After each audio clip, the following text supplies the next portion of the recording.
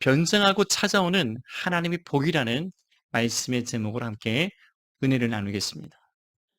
여러분, 그리스도인과 고난의 문제는 떼어놓을 수 없는 불가분의 관계입니다. 믿음의 사람들은 하나님이 주신 고난을 통해서 그 믿음이 자라고 그 믿음으로 쓰임받고 놀라운 은혜를 경험합니다. No cross, no crown. 고난 없는 영광은 없다. 그런 말이 있습니다. 반드시 고난을 통해서 하나님께서 예비하신 영광으로, 은혜로 나아가는 것입니다. 찬양 가사 중에 이런 가사가 있죠. 영광의 길 너 걷기 전에 갈보리 길 너 걸어라. 내 모든 것 주께 맡긴 후 하늘 문을 바라보라. 하늘 가는 다른 길 없네. 오직 예수, 오직 한 길, 갈보리 길 걸어가신 주. 그 길 따라 너 걸어라. 방황하는 영혼을 위해 십자가의 길이 있네. 죄에 빠진 영혼을 위해 주님께서 피 흘렸네. 다윗과 요나단이 불렀던 영광의 길 너 걷기 전에라는 찬양의 일부 가사입니다. 제가 중학교 시절에 참 즐겨 불렀던 찬양인데요. 물론 지금이야 많은 찬양들이 있지만 그 당시에는 그렇게 찬양이 중학생, 청소년들이 부를 만한 찬양이 많지는 않았지만 왠지 모르게 이 찬양이 참 좋았던 것 같아요. 그래서 영광의 길 너 걷기 전에 갈보리 길 너 걸어라. 그 찬양을 참 많이 불렀던 기억이 있습니다. 성경 속의 믿음의 사람들, 그 믿음의 사람들은 다 이 믿음의 길을 걸어갔던 사람들입니다. 노아는 대홍수를 준비해서 방주를 말씀대로 120년간 만들었습니다. 얼마나 힘들었을까요? 얼마나 사람들이 오해하고 또한 비아냥거리고 또 비웃었을까요? 얼마나 기나긴 고통의 시간이었을지 모릅니다. 아브라함은 그의 아들 이삭을 제물로 드려야 하는 고난에 직면했습니다. 요셉은 말 못할 억울한 누명을 쓰고서 기약 없는 옥중 생활을 해야만 했습니다. 그런데 하나님께서 기가 막히게 그 옥중에서 요셉을 구원하사 그를 애굽의 국무총리가 되게 하신 것을 믿으시기 바랍니다. 잠깐의 시험 끝에 하나님은 이같이 놀라운 은혜를 경험하게 하시는 것입니다. 한때 동방의 경건한 부자였던 욥은 하루가 채 못 되어서 10자녀와 모든 재산을 다 잃고서 육체의 고난에 직면했습니다.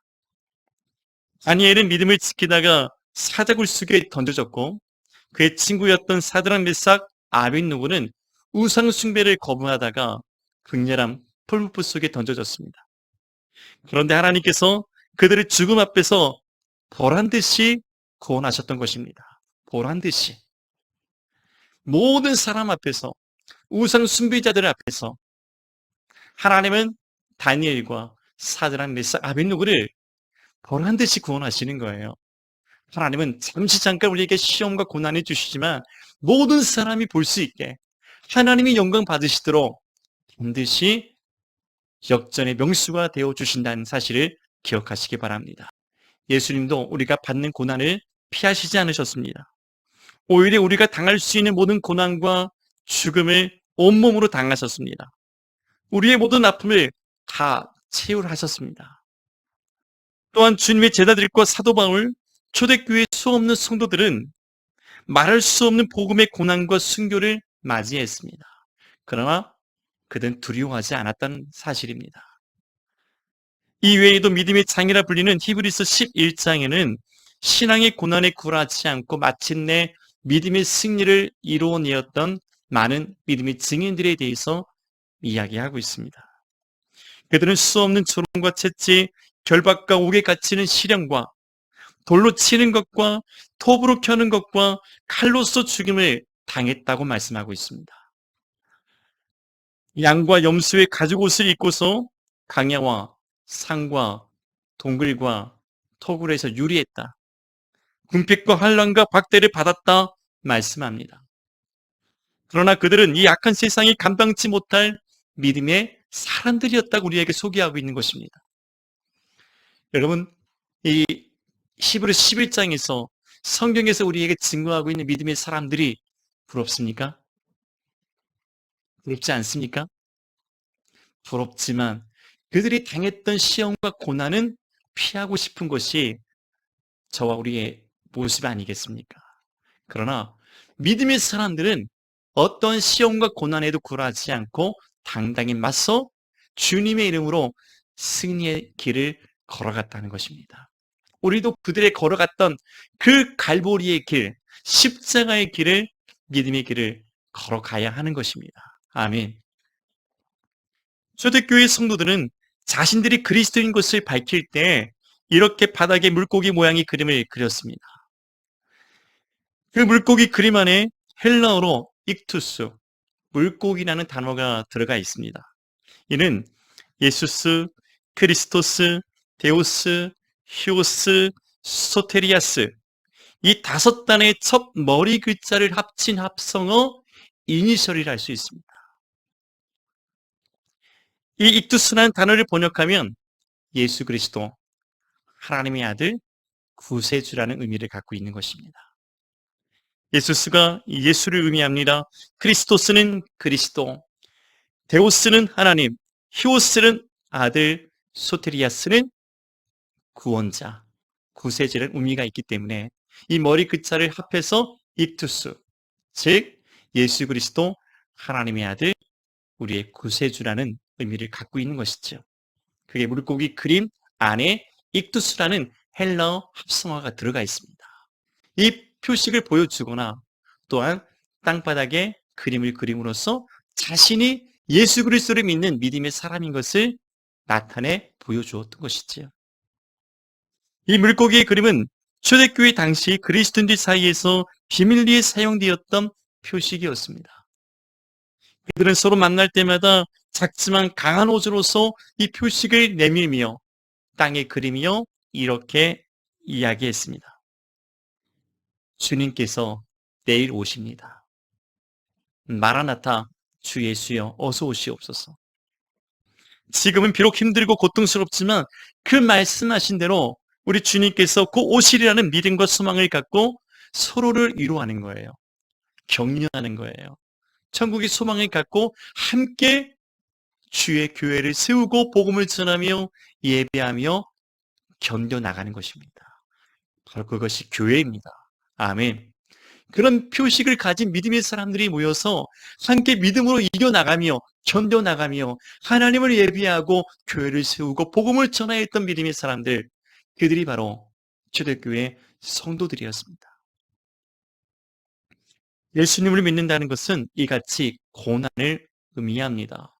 예수님을 믿는 것은 축복이기도 하지만 다른 말로는 고난입니다. 고난 없는 영광이 없습니다. 예수님 믿는 데에는 반드시 고난이 뒤따라옵니다. 그것이 바로 바늘과 실과 같은 것입니다. 예수 믿는 사람에게 고난이 없다는 것은 바늘은 있지만 실이 없는 것과 같은 그런 모습이라 할 수 있는 것입니다. 그래서 주님도 우리에게 이렇게 말씀하셨습니다. 누구든지 나를 따라오려거든 자기를 부인하고 제 십자가를 지고 나를 낼 것이냐. 아멘. 자기를 부인하라는 것입니다. 십자가를 지고 주님을 따라오라는 것입니다. 근데 우리는 예수 믿고 영광의 길을 걷기를 원하지만 갈보리 십자가의 길을 걷는 것을 부인하는 것입니다. 누구나 예수님의 작업편에 앉기를 원하지만 예수님처럼 섬기는 자, 겸손한 자, 낮아져서 하나님의 일을 감당하고 고난받는 것을 싫어하는 거예요. 여러분은 어떻습니까? 예수 믿고 영광의 길, 축복의 길을 걷기를 원하십니까? 그렇다면 고난의 길, 갈보리 십자가의 길을 먼저 걸어야 되는 것입니다. 예수님도 그렇게 하셨고 마침내 죽은 자 가운데에서 성령의 능력으로 예수님을 다시 살리셨고 예수님은 하나님 우편 보좌에 앉아 계시고 우리를 심판하시고 구원하시기 위해서 마라나타, 우리 주 예수께서 다시 오실 그때가 우리에게 있는 것입니다. 아멘. 과거 아프리카 한 종족은 예수님을 믿는다는 것은 곧 죽음을 의미했다고 합니다. 귀족 사회의 이탈은 곧 죽음을 의미한 것이기 때문입니다. 그들은 만날 때마다 이같이 그들의 신앙을 확인하고 이렇게 고백했습니다. 당신의 풀밭은 아직도 푸릅니까? 당신의 풀밭은 아직도 푸릅니까? 그것이 인사였답니다. 이렇게 인사함으로써 자신의 신앙을 고백을 했던 것입니다. 당신의 풀밭은 아직도 푸릅니까? 여기에는 이런 의미가 있었다고 합니다. 당신은 어떤 핍박에도 굴하지 않고 이 숲에서 드리는 예배에 참석하고 있습니까? 이 숲에서 드리는 예배에 참석하고 있습니까? 당신의 풀밭은 아직도 푸릅니까? 라는 그 물음 속에 이런 신앙의 고백이 있었다는 거예요. 여러분, 여러분의 풀밭은 아직도 푸릅니까? 여러분의 예배의 자리, 기도의 자리, 전도의 자리, 헌신의 자리, 사랑의 자리, 은혜의 자리 아직도 푸릅니까? 아니면 시들었습니까? 말랐습니까? 뿌리째 뽑혔습니까?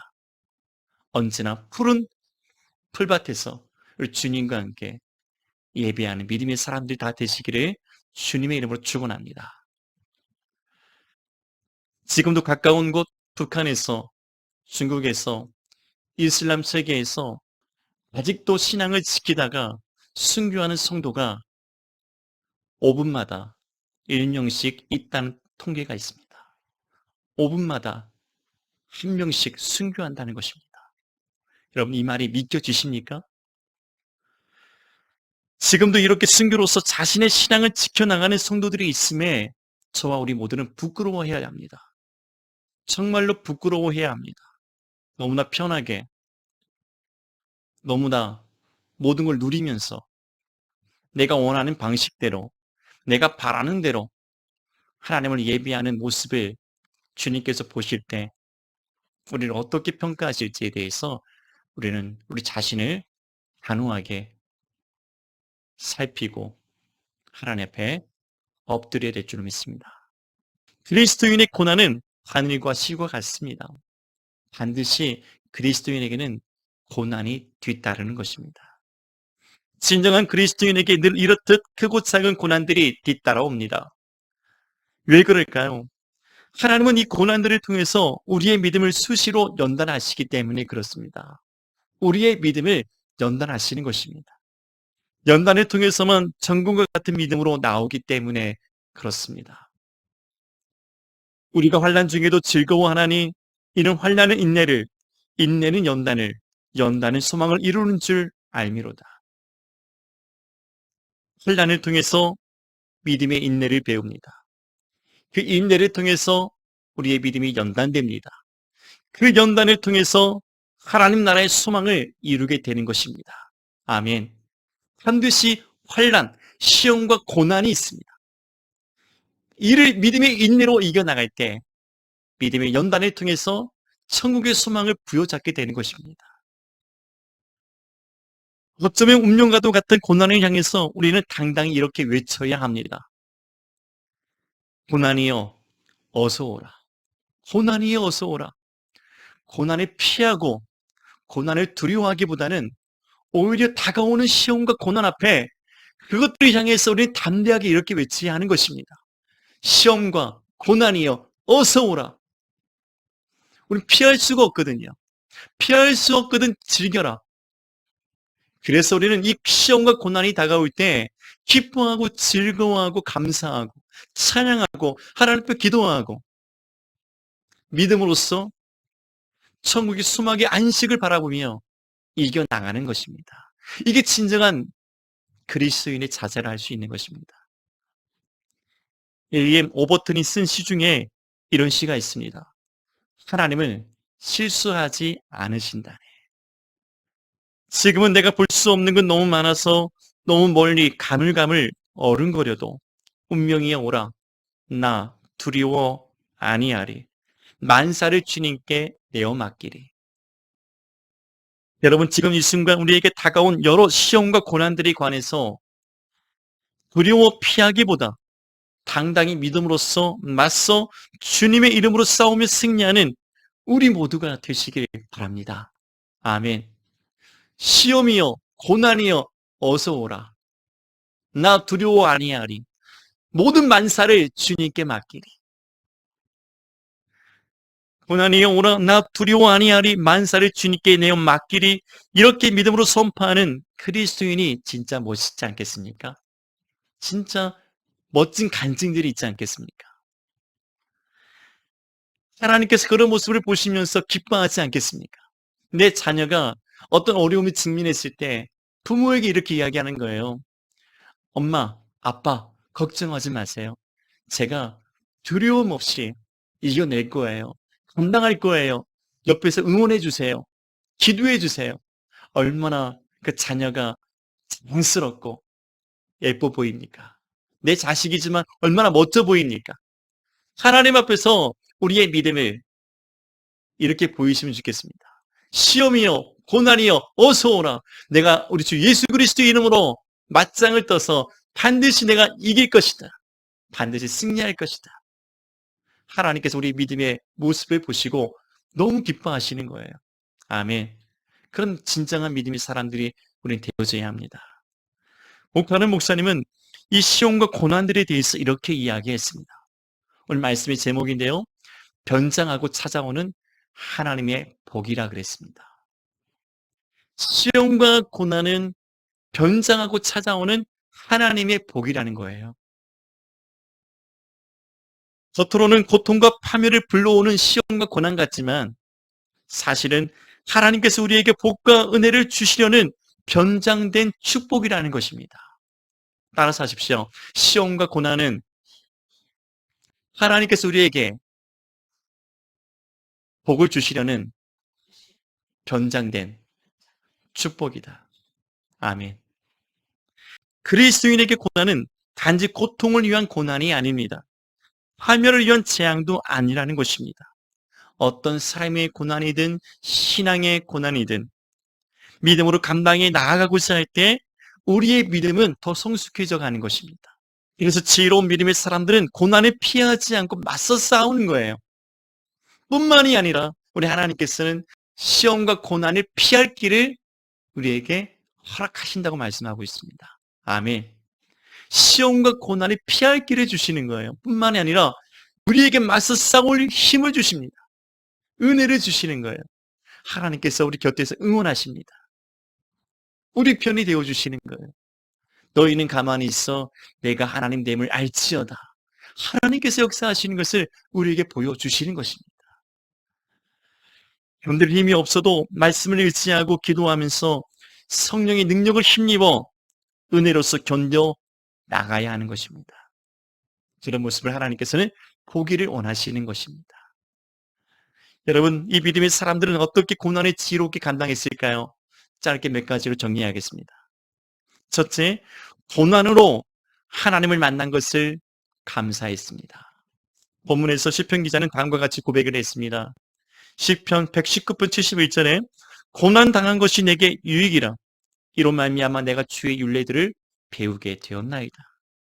뿐만 아니라 67절에서 고난 당하기 전에는 내가 그릇 행하였더니 이제는 주의 말씀을 지키나이다. 고난을 통해서 주의 말씀을 배우게 되고 주의 말씀을 지키게 된 것이 내게 큰 유익함이 되었다는 것을 고백했습니다. 고난이 주의 말씀을 배우게 되고 고난이 주의 말씀을 순종하여 지키게 된 통로가 축복의 통로가 되었다는 것이지요. 내가 이런 시험과 고난을 통해서 주의 말씀을 배우게 되었다? 주의 말씀을 지키게 되었다. 그 의미가 무엇이겠습니까? 고난을 통해서 내가 하나님을 만났다는 것입니다. 말씀의 은혜를 깨닫게 되었다는 것입니다. 그리고 내가 이제 비로소 하나님의 자녀된 것을 믿게 된 것이라 고백하는 것입니다. 그래서 고난당하기 전에는 내 멋대로 살았다고 고백합니다. 그러나 고난을 통해서 하나님을 만나고 구원을 받고 말씀의 삶을 살아가니 이것이 얼마나 큰 축복이고 은혜인지를 이제 깨닫게 되었던 것입니다. 여러분, 고난을 통해서 하나님 만났을 때 가장 내가 기뻐하는 일이 무엇인지 아십니까? 하나님 말씀을 기뻐하게 됩니다. 말씀 듣는 것이요, 말씀 있는 것이 그렇게 기쁘고 즐겁습니다. 마치 하나님의 말씀이 꿀송이 같이 느껴지는 것입니다. 아멘. 하나님 앞에 기도하는 것이 그렇게 즐겁습니다. 하나님을 찬양하고 노래하는 것이 그렇게 은혜롭습니다. 하나님을 만난 사람들의 증거인 것입니다. 여러분, 하나님을 만났을 때 여러분들은 어땠습니까? 하나님 말씀을 읽고 듣는 것이 즐거웠습니까? 하나님 앞에 기도하는 것이 좋았습니까? 하나님을 찬양하는 것이 그렇게 은혜로웠습니까? 고난을 통해서 하나님을 만난 사람들이 이렇게 고백하는 것입니다. 내가 주의 율례들을, 주의 말씀을 배우고 그 말씀을 지켜 행하게 되었습니다. 여러분, 그것이 진정 고난을 통해서 하나님을 만난 사람들의 고백이라 할 수 있습니다. 둘째, 고난으로 즐거워하고 기뻐했습니다. 베드로전서 1장 6절에서 그러므로 너희가 이제 여러 가지 시험으로 말미암아 잠깐 근심하게 되지 않을 수 없으나 오히려 크게 기뻐하는도다 말씀하고 있습니다. 바울은 옥중에 갇혀서 밤낮으로 고난을 당하였으나 자신을 염려하던 빌립보 교회와 여러 교회들을 향해서 이렇게 이야기했습니다. 주 안에서 항상 기뻐하라. 내가 다시 말하노니 기뻐하라. 옥중에서 시험과 고난을 당하고 있음에도 불구하고 자신의 몸을 염려하기보다 교회들을 염려하면서 이렇게 이야기하지 않았습니까? 주 안에서 항상 기뻐하라. 내가 다시 말하노니 기뻐하라. 시험과 고난을 통해서 하나님을 만난 사람들은 그 시험과 고난을 기뻐하고 즐거워하게 되는 것입니다. 자신의 고난을 통해서 하나님의 뜻이 이루어지고 하나님의 영광이 복음이 선포되고 교회가 세워져 가는 것을 보면서 기뻐하고 즐거워했던 사람이 바로 사도 바울입니다.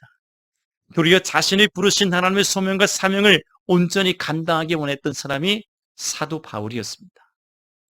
그래서 바울은 감당하기 힘든 육체의 고난 앞에도 이렇게 고백할 수 있었습니다. 내가 달려갈 길과 주 예수께 받은 사명 곧 하나님의 은혜의 복음을 증언하는 일을 마치려 하면은 나의 생명조차 조금도 귀한 것으로 여기지 아니하노라. 당당히 이렇게 선언할 수 있었던 것입니다. 여러분, 우리에게 임한 크고 작은 고난들로 인해서 여러분은 기뻐하고 즐거워하고 있습니까? 어쩌면 비상식적인 이야기로 들려질지 모릅니다. 그러나 진정한 믿음의 사람은 고난이 닥쳐올 때 감사할 뿐 아니라 기뻐하고 즐거워하는 것입니다. 참 이상하지요. 그런데요, 진정 고난을 통해서 하나님을 만난 사람들은 왠지 모르게 기뻐하고 즐거워하게 됩니다. 스데반 집사님 기억하십니까? 돌에 맞아 죽는 시험과 고난 속에도 그는 하늘을 바라보며 주님을 바라보며 웃으며 잠이 들었습니다. 기뻐하며 즐거워하며 주님 품에 안식을 누렸던 것을 기억하시기 바랍니다. 우리 주님도 그 십자가의 고난과 죽음 앞에 기쁨으로 감당하셨습니다. 우리는 그들의 믿음을 본받아 따라가는 믿음의 성도들이 되어져야 하는 것입니다. 셋째, 고난 속에 하나님의 구원을 경험했습니다.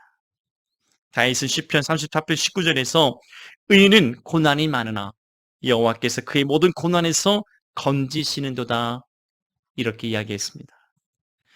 시편 34편은 다윗이 블레셋의 가대왕 앞에서 미친 채 하다 쫓겨난 후에 하나님께 감사로 지었던 시입니다. 당시 블레셋의 왕을 가리켜서 아비멜렉이라 부르기도 했는데 다윗이 이 아비멜렉 앞에서 쫓겨난 후에 본시편을 지었던 것입니다. 다윗은 한때 사울왕을 피해서 가드왕 아기스에게 도망갔던 적이 있었죠. 다윗이 블레셋으로 도망을 오자 아기스의 신하들이 다윗을 알아보고 그를 찾고자 했습니다. 그러나 다윗은 이를 두려워하여 아기스 앞에서 침을 흘리며 미친 채를 하지 않았습니까? 결국 다윗은 자신의 실수와 어리석음에도 불구하고 하나님께서 자신을 돌아보시고 구원하신 하나님께 감사의 시로 영광을 하나님께 돌렸습니다. 다윗은 이것을 가리켜서 여호와의 선하심이라 이야기했습니다. 너희는 여호와의 선하심을 맛보아할지어다. 그에게 피하는 자는 복이 있도다. 젊은 자는 궁핍하여 줄일지라도 여호와를 찾는 자는 모든 좋은 것에 부족함이 없으리로다. 다윗은 스스로 처한 고난 속에도 하나님의 선하심과 구원하심을 맛보았고 그 하나님께 영광을 돌릴 수 있었던 것입니다. 끝으로 고난은 잠시 잠깐이며 하나님의 뜻을 이루는 것임을 알았습니다. 베드로전서 5장 10절에서 베드로는 초대교회 성도들을 향해서 다음과 같이 이 메시지를 전해했는데요. 모든 은혜의 하나님, 그 그리스도 안에서 너희를 부르사 자기 영원한 영광에 들어가게 하신 이가 잠깐 고난을 당한 너희를 친히 온전하게 하시며 굳건하게 하시며 강하게 하시며 터를 견고하게 하시리라, 그렇게 이야기했습니다. 만일 우리가 고난을 받고 있다면 반드시 기억해야 될 하나의 고난의 원리가 있습니다. 그것은 우리의 믿음을 견고하게 하시고 더욱 큰 은혜와 복을 주시기 위한 잠시 잠깐의 하나님의 테스트라는 사실을 기억해야 합니다. 즉 고난이라는 것은 잠시 잠깐의 하나님의 시험이요 테스트인 것입니다. 하나님께서 우리에게 고난을 허락하신 것은 우리로 망하게 하려 하시는 것이 아닙니다. 오히려 이 고난의 목적이라는 것은 하나님의 뜻을 온전히 이루는 데 있습니다. 하나님의 뜻을 내게서 이루시기 위해서 나로 하여금 이 시험과 고난의 과정을 연단을 받게 하시는 것입니다. 이것을 우리가 어떻게 감당하는지를 하나님은 지켜보고 계시는 것입니다. 우리의 가정을 온전히 구원하시고 예수님을 믿게 하려는데 하나님의 뜻이 있습니다. 그 고난들을 통해서 우리의 믿음을 연단하시고 더욱 견고케 하심으로 하나님의 뜻을 이루는 데 있다는 것을 기억하시기 바랍니다. 고난은 장차 올 하나님의 은혜요 응답이요 변장하고 찾아오는 하나님의 복인 것입니다. 아멘. 결론입니다. 시편 30편 5절에서 그의 노염은 잠깐이요 그의 은총은 평생이로다. 저녁에는 울음이 깃들일지라도 아침에는 기쁨이 오리로다. 시편 84편 6절의 말씀에도 고난이라는 것은 눈물의 골짜기라 비유하고 있습니다. 그들이 눈물의 골짜기로 지나갈 때 그곳에 많은 샘이 있을 것이며 이른 비가 복을 채워주나이다. 하나님은 고난의 골짜기를 통해서 많은 샘으로 인도해 가십니다. 뿐만 아닙니다. 이른 비의 축복을 우리에게 허락하십니다. 아멘. 고난이라는 것은 이래서 우리에게 유익한 것입니다. 고난이라는 것은 이래서 우리에게 은혜인 것입니다. 변장하고 찾아오는 하나님의 복이라는 말씀입니다. 여러분, 이래저래 여러 모양으로 크고 작은 시험과 고난 속에 있습니까? 그것은 우리에게 하나님께서 복을 주시려는 변장인 것을, 축복의 선물인 것을 깨닫고 오늘도 내게 유익한 이 고난을 감사하고 기뻐하고 즐거워하고 하나님의 선하심과 구원하심을 맛보아 살아가는 우리 모두가 되시기를 주님의 이름으로 축원합니다. 기도하겠습니다.